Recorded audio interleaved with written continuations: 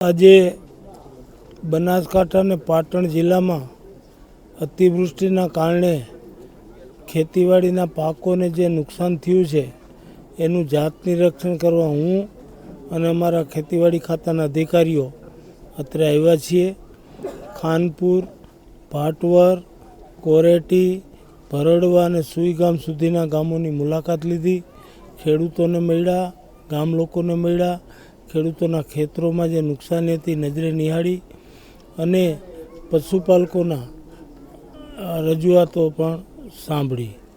અમારી મુલાકાતના અંતે અમને એવું લાગે છે કે વ્યાપક પ્રમાણમાં પશુધનની હાનિ થઈ છે. ખેડૂતોનો ઊભો પાક પાણી ભરાઈ રહેવાથી ખેતરોમાં સુકાઈ ગયો છે અને ખેતીલાયક જમીનનું મોટા પાયે ધોવાણ થયું છે.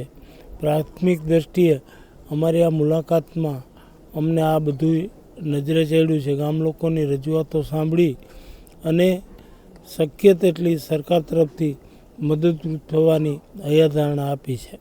અમે આ આખો અહેવાલ રાજ્યના સન્માનીય મુખ્યમંત્રી શ્રી ભૂપેન્દ્રભાઈ પટેલ પાસે રજૂ કરી અને આ ખેડૂતોને ન્યાય મળે એના માટે અમે વિનંતી કરીશું.